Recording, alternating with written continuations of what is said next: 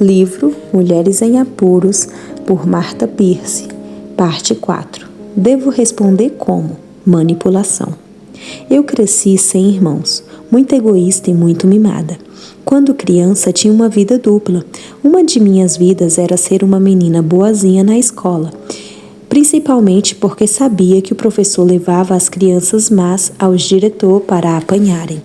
E a outra vida era em casa, como uma filha mimada, facilmente irada e muito ingrata. Meus pais nunca me disciplinavam e cedo em minha vida, minha mãe disse que começou quando eu era bebê. Aprendi que, se eu persistisse o suficiente, meus pais desistiriam. Como se não fosse ruim o bastante ter uma mãe e um pai que me estragavam com mimos, tinha uma tia e um tio que não tinham filhos, e eles eram como meus segundos pais. Meus amigos gostavam de vir à minha casa porque eu tinha muitos brinquedos e a maior pilha de revistinhas em quadrinhos que eles já tinham visto. Eu era muito habilidosa em manipular meus pais. Desde bebê, com 10 meses, agarrava-me às laterais do berço e gritava em fúria por não querer ser colocada lá. Ou como uma adolescente implorando aos meus pais que me deixassem ir a algum lugar ou ao qual eu sabia que não deveria ir. Na verdade, eu era uma especialista, ou seja, uma especialista em pecar. Usava meios pecaminosos para tentar fazer as coisas como eu queria. E se não conseguia fazer o que eu queria, pelo menos poderia tornar infeliz todos ao meu redor. Seria tentador colocar a culpa do meu comportamento, o qual continuou até a idade adulta e afetou outros relacionamentos. Em meus pais e em minha tia e em meu tio, mas as escrituras são claras. Mas dizeis, por que não leva o filho à iniquidade do pai? Porque o filho fez o que era reto e justo, e guardou todos os meus estatutos e os praticou, por isso certamente viverá. A alma que pecar, essa morrerá. O filho não levará a iniquidade do pai, nem o pai a iniquidade do filho. A justiça do justo ficará sobre ele, e a perversidade do perverso cairá sobre este. Ezequiel 18, 19 ao 20. Desde que me salvou, Deus, em sua misericórdia, tem me convencido de minha manipulação pecaminosa, e consegui pedir perdão aos meus pais, à minha tia e ao meu tio e a outras pessoas. E eles me perdoaram. O que eu fazia é o que muitas pessoas fazem: usar meios pecaminosos para tentar conseguir as coisas desejadas. E se eu não conseguia fazer o que desejava, pelo menos poderia perturbar a pessoa que ficava em meu caminho. Por ser a manipulação um problema tão comum, iniciaremos com uma definição de manipulação e daremos exemplos a respeito de como manipulação acontece. Depois, observaremos como abandoná-la e como amar os outros. Por último, analisaremos como responder de uma maneira que honre a Deus quando outros estão tentando nos manipular. O que é manipulação pecaminosa? Manipulação pecaminosa é usar palavras antibíblicas ou o seu semelhante para intimidar uma pessoa a deixar você fazer o que quer. O tempo todo você sabe que, se não conseguir o que quer, pelo menos pode, no processo, punir a outra pessoa. A manipulação pecaminosa geralmente se intensifica à medida que o manipulador pressiona mais para conseguir o que deseja. Considere algumas táticas usadas com frequência na manipulação, ao estudar a ilustração 4.1. Se você for culpado, você sabe que é culpado de manipulação, quando não aceita de modo agradável um não como resposta e continua tentando convencer a outra pessoa a fazer as coisas como você quer. Certamente pode haver momentos quando é apropriado fazer um apelo, mas se a resposta ainda for não, então você deve vê-la como a vontade de Deus para você no momento. Pense sobre os seguintes versos. Não seja sábio aos teus próprios olhos, teme ao Senhor e aparta-te do mal. Provérbios 3:7. Desvia de ti a falsidade da boca e afasta de ti a perversidade dos lábios. Provérbios 4:24. Alguém há cuja tagarelice é como pontas de espada, mas a língua dos sábios é medicina. Provérbios 12:18. O coração do justo medita o que há de responder, mas a boca dos perversos transborda maldades. Provérbios 15:28. A língua falsa aborrece a quem feriu, e a boca lisonjeira é causa de ruína. Provérbios 26:28. Tudo quanto, pois, quereis que os homens vos façam, assim fazei-o vós também a eles, porque esta é a lei e os profetas. Mateus 7:12. O amor não se conduz inconveniente, não procura os seus interesses, não se exaspera. 1 Coríntios 13:5. Fazei tudo sem murmurações, nem contendas, para que vos tornei irrepreensíveis e sinceros, filhos de Deus, inculpáveis no meio de uma geração pervertida e corrupta, na qual resplandeceis como luzeiros no mundo. Filipenses 2:14-15. Em tudo dai graças, porque esta é a vontade de Deus em Cristo Jesus para convosco. 1 Tessalonicenses 5:18. Usar meios antibíblicos como ira ou adulação para tentar conseguir o que quer é ruim. O mais provável é que, se você é culpada disso, possivelmente tem essa culpa há muito tempo. Talvez desde quando era criança. Bem, agora é a hora de crescer, amadurecer no Senhor e parar. Perceba que não há nada de errado em pedir que sua filha adulta não se visite seu pai, ou pedir que seu esposo deixe você fazer uma viagem de uma semana com suas amigas. Também não é errado um adolescente pedir o carro emprestado, mas é controle pecaminoso não ser agradecido quando um não é a resposta. Antes mesmo de você pedir, planeje o que pensará e dirá, se a resposta for não, e veja essa resposta como a vontade de Deus para você naquele momento. Agradeça ao Senhor e não murmure reclame. Peça perdão a Deus por transgressões passadas e peça perdão às pessoas a quem você ofendeu. Além disso, peça-lhes que cobre explicações de você a fim de tentar impedi-la.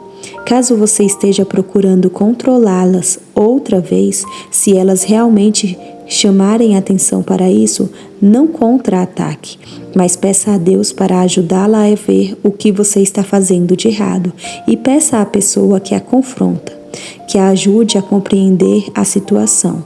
Deus ajudará você, pois sempre dá graça aos humildes. Veja Tiago 4:6. Se a outra pessoa for culpada. Se alguém está usando meios antibíblicos para tentar manipulá-la, o mundo geralmente chama isso de abuso verbal. Então você deve falar para essa pessoa a verdade em amor. Então, quer seja sua filha adulta, seu filho adolescente, seu esposo ou sua amiga, eles estão pecando e agindo como insensatos. O insensato não aceita um não como resposta, pois o insensato não tem prazer no entendimento, senão em externar o seu interior. Provérbios 18:2. Assim, recomendo que você siga o conselho em Provérbios 26, 4-5, como uma informação prática a respeito de como lidar com esse tipo de situação. Não respondas ao insensato segundo a sua estultícia, para que não te faças semelhantes a ele. Provérbios 26, 4. Uma resposta insensata será com ira ou para defender-se até o fim. Os insensatos contra-atacam com suas próprias acusações, ameaças ou súplicas. Contudo, tão tentador quanto isso possa ser, esta atitude trata-se de pagar o mal com o mal, e então, em vez de apenas o insensato usar manipulação pecaminosa, passam a ser dois. Então, você deve aprender a responder ao insensato como merece a sua estultícia, para que não seja ele sábio aos seus próprios olhares. Provérbios 26, 5. Em outras palavras, dê ao insensato uma resposta que o convencerá de sua responsabilidade diante de Deus. Ele pode não se arrepender, mas pelo menos terá escutado claramente a respeito de sua responsabilidade diante de Deus. Geralmente a manipulação para, mas ainda que ela não pare, em vez de dois, haverá apenas um insensato desafiando a Deus. Além disso, a pessoa que responde com justiça sofrerá por causa dela e honrará a Deus. Para alguns exemplos, Desta vez, adicionando uma terceira coluna, respondemos ao insensato como merece a sua estultícia. Provérbios 26, 5. Sempre que uma pessoa usa meios antibíblicos para tentar alcançar seus objetivos, ela está pecando. Quando alguém está manipulando você, é provável que você tenha emoções desagradáveis, medo, confusão, frustração ou culpa. Então, suas emoções tornarão mais difícil você responder sem pecar, defendendo a si mesma, explodindo em fúria, cedendo pecaminosamente. Portanto, é importante o esforço diligente para aprender a responder com sabedoria, dando aos insensatos a resposta que eles merecem. Se, durante a conversa, você ficar confusa em algum momento, diga: preciso pensar a respeito do que dizer, eu voltarei. Então vá a algum lugar e anote a conversa. Eu disse, ele disse, eu disse, ele disse. Uma vez escrita a conversa, repasse a ponto e certifique-se de que você não está respondendo como uma insensata e de que você está dando ao insensato uma resposta que não o fará ser sábio aos seus próprios olhos. Então volte e diga: lembra quando eu disse? Não é isso que eu deveria ter dito, isto é o que eu deveria ter dito. Quanto mais você se esforçar para pensar efetivamente e biblicamente, em vez de responder emocionalmente, melhor demonstrará amor por outras pessoas, tentando ajudá-las a ver sua responsabilidade. Tudo deve ser dito e feito em amor. Quando você estiver numa batalha verbal com um brigão, lembre-se que a ira do homem não produz a justiça de Deus. Tiago 1:20. Se você estiver agindo como uma tola, pense na maneira como você gostaria que alguém a reprovasse. Fale num tom de voz amável, gentil, porque o amor é paciente, é benigno. 1 Coríntios 13:4. Peça ao Senhor que a ajude e, se for necessário, peça licença para retirar-se e orar e praticar em voz alta o que você quer dizer. Tenha como seu principal desejo ser como o Senhor Jesus Cristo, que nunca falou em orgulhosa defesa de si mesmo, de maneira pecaminosa, com tolices ou ira desenfreada. Ele sempre mostrou perfeitamente o amor de Deus e por outros, especialmente quando estavam pecando. Nada façais por partidarismo ou vanglória, mas por humildade, considerando cada um os outros superiores a si mesmo. Filipenses 2:3. Então, aprenda a falar a verdade em amor e tenha certeza de que, independentemente do quanto o manipulador peca, você pode manter boa consciência, de modo que, naquilo em que falam contra vós outros, fiquem envergonhados os que difamam o vosso bom proceder em Cristo, porque, se for da vontade de Deus, é melhor que sofrais por praticardes o que é bom do que praticando o mal. 1 Pedro 3:16, 17.